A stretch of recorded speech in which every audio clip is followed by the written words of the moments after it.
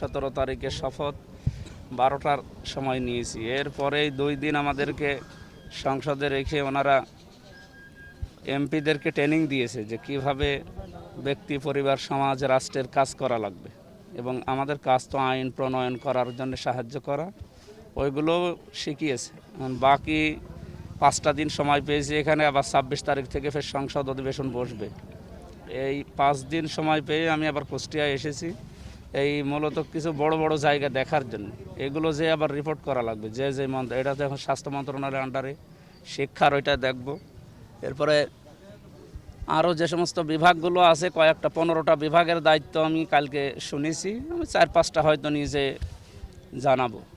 তো এখানে এসে প্রথমে আমাদের আমিরে জামাত নিজে মানে শপথ নেওয়ার পরের দিন দেখলেন ওনারা পরিষ্কার পরিচ্ছন্নতায় ঢাকা মিরপুরে নিয়ে গেছে, নিজে আমাদেরকেও আদেশ দিয়েছে যে প্রত্যেক এমপি, 299 জন এমপি আছে, প্রত্যেকের আদেশ এই যে আপনার নিজ এলাকায় যে পরিষ্কার পরিচ্ছন্নতায় প্রত্যেককে নিয়ে উদ্যোগ নেবেন।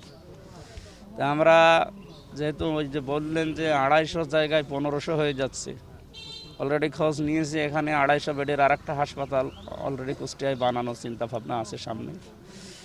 এরপরে আমাদের কুষ্টিয়া বিশ্ববিদ্যালয় মেডিকেল কলেজ হওয়ার জন্য পাশে জায়গা অনেক একবার করা আছে, এগুলো নিয়ে শিক্ষা মন্ত্রণালয়ে আমি যাব দেখি কয়েকদিনের ভেতরে।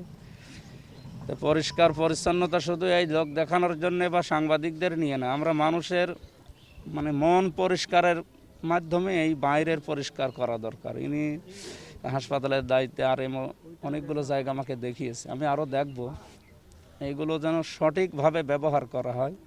আর এই যে একটা জিনিস দেখে মনটা খুব খারাপ হয়ে গেল, পানি পড়তেছে উপরে, ছাদটা নষ্ট হয়ে যাচ্ছে, এই বিষয়টা তো মেনে নেওয়া কঠিন। দেখি তারপরও একজনকে দায়িত্ব দিয়েছে, ওনার কাছে আমি এখনই এই সমাধান করে যাব।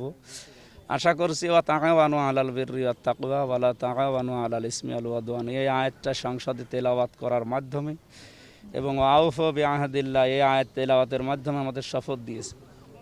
তাই আমরা চাচ্ছি আগামীতে এই আয়াতগুলোর বাস্তবায়ন শুধু আরবিতেই যেন তেলাওয়াত শেষ হয়ে না যায়, এগুলো যেন বাস্তবে রূপ দেয়।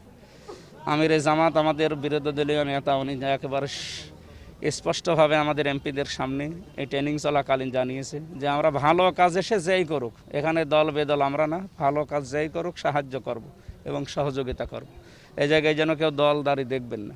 বাজেট বরাদ্দের জন্য বসে থাকা লাগবে না, এই 26 তারিখে যদি অধিবেশন শুরু হয় আমরা এগুলো পাশ করব, পাশ করে ওনাদের হাতে তুলে দেওয়ার পরেও যদি না হয়, এই যে এখানে উনি বলছে 7 দিন আগে টয়লেটটা পরিষ্কার করার পরেও এখন আবার ফের ব্লক হয়ে গেছে। তো এইরকম সিস্টেম অন্তত এটা 2-3 মাস তো যাওয়া লাগবে, ওই 2-3 মাস যাবে কি করে সেই ব্যবস্থা আগে করি।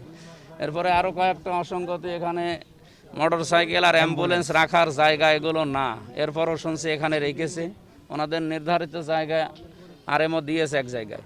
এখন অ্যাম্বুলেন্সেরটা আমি দেখবো, যদি এই জায়গা দেওয়ার পরে ওনারা না রাখে তাহলে আমি উপরে জানাবো এবং আইনগত ব্যবস্থা যা আছে সেটা অবশ্যই করা হবে। আপনি বিশৃঙ্খলা করে আমার নিজেরও কষ্ট হয়, মাঝে মাঝে আমি রাত্রে আসি দেখার জন্য, এসে গাড়ি ঘোরানো এবং এই জায়গায় যেখানে রাখার জায়গা না এখানে রাখবে কেন, আমি দেখছি এই বিষয়গুলো, দেখি কি করা যায়।